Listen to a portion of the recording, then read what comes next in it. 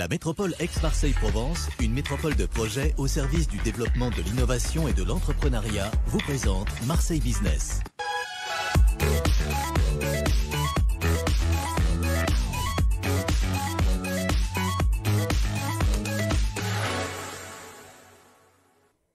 Bonsoir à toutes et à tous, soyez les bienvenus dans Marseille Business. Au sommaire de cette émission, un chiffre du jour dédié à l'agriculture biologique présenté par Laurence à mes côtés comme chaque mardi. Notre invité du jour, c'est Philippe Bernand, le président du directoire de l'aéroport de Marseille-Provence. Avec lui, on va faire le bilan de l'année 2021. On va aussi parler des nouveaux projets de l'aéroport pour cette année 2022 et puis tout le calendrier de l'éco qui vous sera détaillé par Laurence comme chaque semaine. Marseille Business, c'est parti.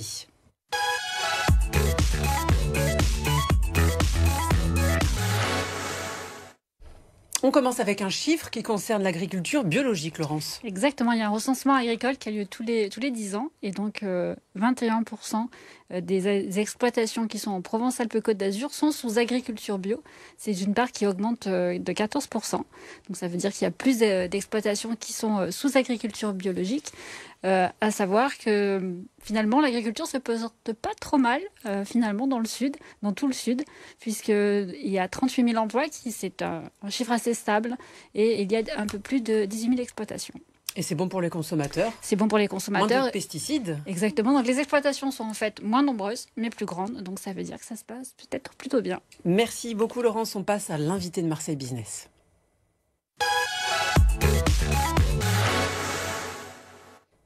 Bonjour Philippe Bernand. Bonjour. Vous êtes le président du directoire de l'aéroport Marseille-Provence. Merci beaucoup d'être notre invité aujourd'hui.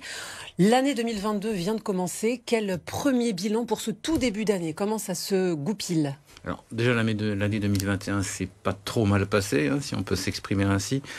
Même si nous n'aurons fait qu'à peu près 45% du trafic 2019, on avait des tendances qui étaient assez positives à l'image du mois de novembre, où on avait fait à peu près 75% du mois de novembre 2019 qui reste notre référence. Évidemment, donc, tout début 2022, là, on vit la nouvelle vague liée au variant Omicron et des décisions administratives de fermeture de frontières qui impactent directement le transport aérien. On reste néanmoins assez optimiste sur des perspectives 2022, peut-être autour des trois quarts du trafic qu'on a connu en 2019. Vous nous rappelez dans quel pays on ne peut plus aller? Les frontières ont été fermées en ce moment? Par exemple, effectivement, le Maroc, qui pour nous impacte directement. Aujourd'hui, 85% des destinations sont ouvertes, donc il n'y a que 15% qui ne sont pas encore ouvertes. Donc on est quand même dans une situation encore intermédiaire, mais plutôt positive. Je crois que vous avez eu un peu plus de 4 millions de passagers l'année dernière, en 2021. Il y a eu aussi des nouvelles compagnies qui sont arrivées. Et finalement, ce n'est pas une si mauvaise année que ça. Oui, on attire encore des compagnies aériennes. Donc, nous avons Corsair, Air Arabia et Binter sur les Canaries qui sont venus rejoindre le panel de compagnies présentes à l'aéroport. On peut s'attendre aussi à des bonnes nouvelles de cet ordre-là pour 2022 ? Oui, certainement. Dans le même ordre de grandeur, je pense 2-3 nouvelles compagnies devraient rejoindre Marseille en 2022. On ne peut pas encore en parler parce que c'est pas confirmé. Mais oui, ça devrait être, je pense, ça devrait être le cas. Plutôt une destination européenne ou grande internationale? Ça sera, enfin, pour nous, l'européen, c'est quand même de l'international. Il y aura sans doute un petit peu de tout. D'accord. Oui, justement, les nouvelles compagnies qui arrivent aussi avec des avions dits de nouvelle génération. L'aéroport Marseille-Provence, comme beaucoup de plateformes aéroportuaires, a des objectifs de zéro net carbone. Où est-ce que vous en êtes? Où est-ce que sont les investissements? Et quelles sont les actions mises en place? Alors, c'est en fait, ce qui se passait, c'est que la décarbonation du secteur aérien était déjà engagée avant crise. Aujourd'hui, cette crise vient accélérer la nécessité de développement, je dirais, équilibré. Et donc, effectivement, comme vous le dites, les avions nouvelle génération qu'on accueille, qu'on essaye de promouvoir à Marseille, sont extrêmement efficaces. Et parce qu'ils consomment effectivement beaucoup moins, ils font beaucoup moins de bruit. C'est une des étapes vers la décarbonation du transport aérien.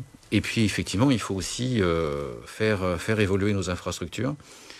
Les moderniser.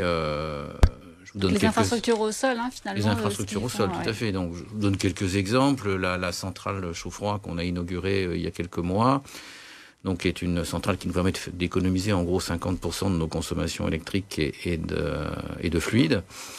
Tous nos postes d'avion sont équipés ce qu'on appelle en 400 Hz, c'est-à-dire c'est une énergie propre qui permet aux avions, lorsqu'ils sont à l'arrêt, de s'alimenter en énergie électrique.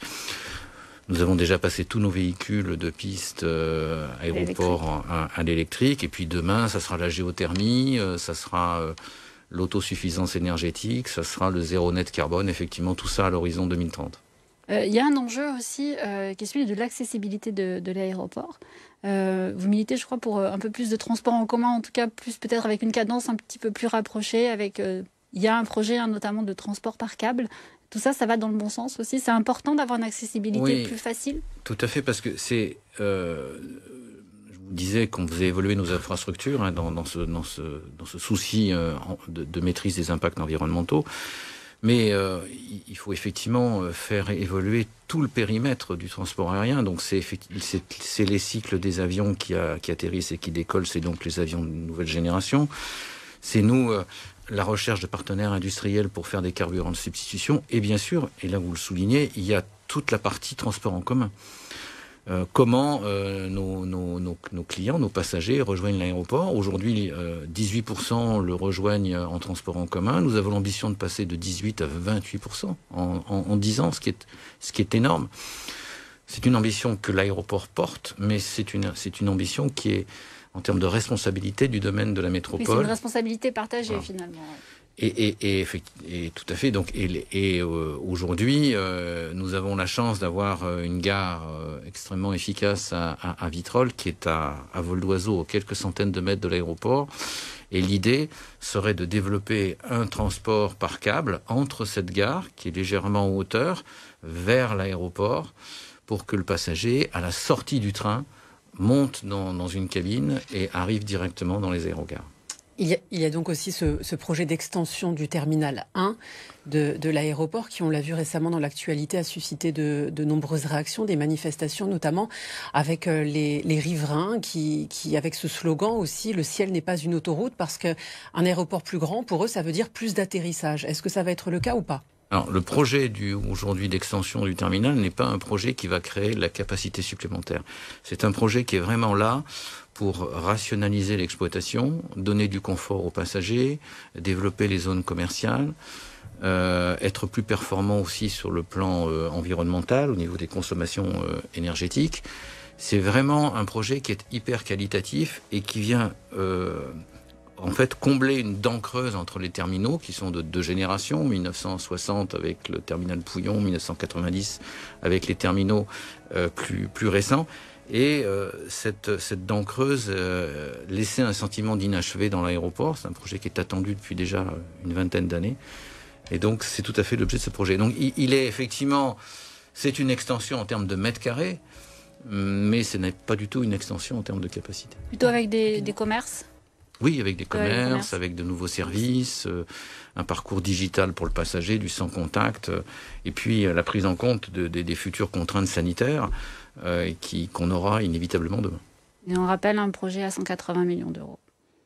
Merci beaucoup. Une dernière question avant de terminer. Quelles sont les destinations fortes de l'aéroport Marseille-Provence ? Alors on a beaucoup de domestiques aujourd'hui, donc avec effectivement Paris, et puis les grandes transversales. Après, nous avons une sphère effectivement européenne avec les grandes capitales européennes. Et puis le Maghreb qui reste un segment extrêmement fort. Et la Corse, bien entendu, que j'oubliais, dans le domaine du domestique, puisqu'on assure la continuité territoriale avec la Corse. Ça lui plaît bien la Corse, ça. Voilà, j'aime beaucoup. Et je connais très bien cette liaison. Merci beaucoup Philippe Bernand, président du directoire de l'aéroport Marseille-Provence, d'être venu sur notre plateau. Vous restez avec nous parce que Laurence va nous détailler le calendrier éco de la semaine et c'est très intéressant. Merci.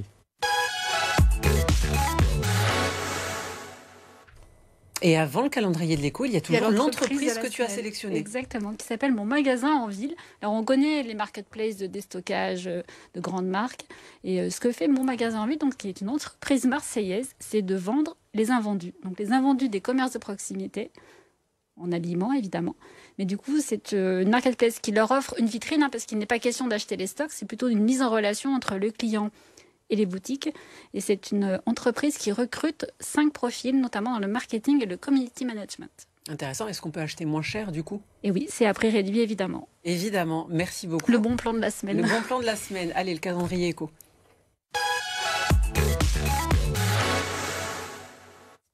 Alors, qu'est-ce qu'il nous faut ne pas manquer cette semaine? Alors, c'est un événement un petit peu particulier. C'est un rendez-vous qui est régulier, qui est organisé par l'incubateur Belle de Mai, qui est donc à Marseille, et qui organise un showroom de toutes les solutions innovantes et plutôt des entreprises qui permettent de se servir de la data pour bouleverser les business models, pour innover. Et donc, le 18 janvier prochain, de 18h à 20h, on va parler finance, Bitcoin, on va parler... Voilà. Alors c'est pour le dirigeant, c'est plus pour aller chercher les petites idées, peut-être l'inspiration, peut-être aussi des partenariats, puisqu'on sait que les PME et les startups peuvent travailler ensemble. Mais voilà, c'est le 18 janvier de 18h à 20h et il faut s'inscrire sur le site internet de la Belle de Mai. Merci beaucoup Laurence sur ce plateau comme chaque mardi. Merci beaucoup d'avoir été notre invité. Marseille Business, c'est terminé. On se retrouve demain avec C'est votre emploi, prochaine chronique thématique. Quant à nous, on se retrouve après une courte pause pour continuer de faire le tour de l'actualité de Provence. À tout de suite.